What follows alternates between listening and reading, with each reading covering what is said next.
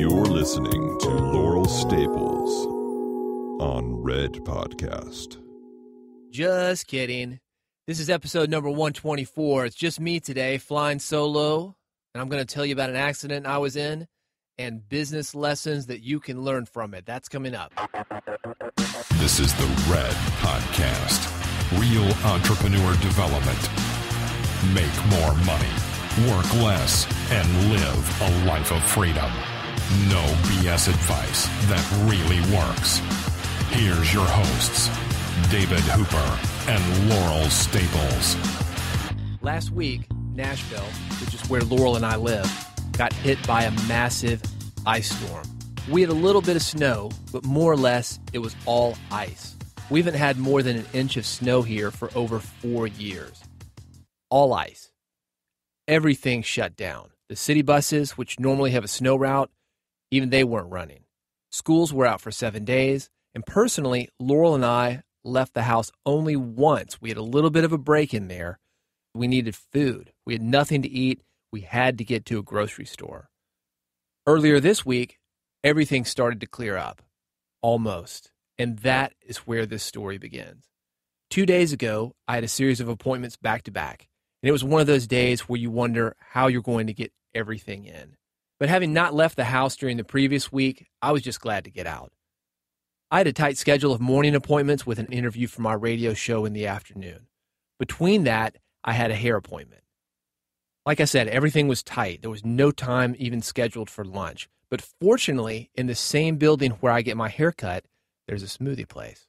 If you've ever been to Nashville and you've been on what we call Music Row, 16th and 17th Avenues, you probably noticed that most of the offices are old houses which have been converted into office buildings. Some of them have additions added onto them. Some of them are just houses. That's the type of setup that this was. The hair place is in the back of a converted house. The smoothie place is in the front. And like a house that you live in, there's a path along the side which connects the backyard to the front yard. That's the path that I was on. It was like a wooden deck. And when I turned the corner to the front of the building, that's when it happened. I stepped on what I thought was the concrete section of the path, and it was concrete, except on top of it was a solid sheet of ice, probably 4 feet by 3 feet. Before I knew what had happened, I was flat on my back. Stepping onto the ice, my legs had gotten out from under me. Down I went. There I was, flat on my back, in front of a huge window, with store workers and patrons on the other side. I got up, went inside, and there were 2 workers standing behind the counter. I asked them, "Hey, did you guys see that?" "See what?" one asked. "I came around the corner from the back of the building and I landed flat on my ass," I replied. "Nope, didn't see that." "It was funny," I said, "and I'm okay, but you guys should really do something and put a sign out there because it could have been much worse." And that was that. I let them know that was the end of it. I wasn't pissed. I wasn't hurt. I ordered my drink. Just then, a guy came out of the back and he went outside to look at the ice. I explained the situation to him. "You guys should really put a sign up or some caution tape." And to give him credit, he went back in the back and he got a caution sign. Not really a caution sign. It was a floor is slippery sign like you'd put out when you're mopping. And he put that outside. And the woman taking my order told me, he said to give you your drink for free. So that was nice. So if you're wondering how much falling on your ass is worth, for me it was worth about $8. Of course, had something happened to me, like a broken wrist or some kind of head injury, it could have cost this guy a lot more than the price of the smoothie. So I want to go a little bit deeper about what I think should have happened in this situation, as well as some lessons for your business, none of which have to do with ice or slipping. Ultimately, in this situation, the big sheet of ice shouldn't have been there. Now think about this. If you had a retail store where people are coming in and out all day, would you have something like a 4x3 sheet of ice or anything else blocking their way in? How easy is it to fix something simple like that? How easy is it to melt ice? You can put out some salt. You can melt the ice with heat. Maybe take a shovel to it, breaking it up in little pieces, sweeping it off to the side. You could do any number of things. It seems obvious after something like a slip and fall situation happens that you probably should have done something, but at that point it's too late.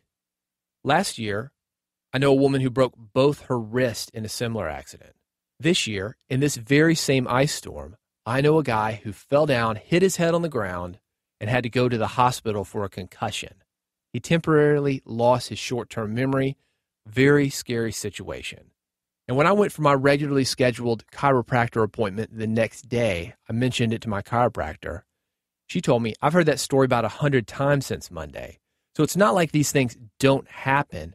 We think they're just not going to happen to us. And that is why I'm bringing this situation up here on Red Podcast.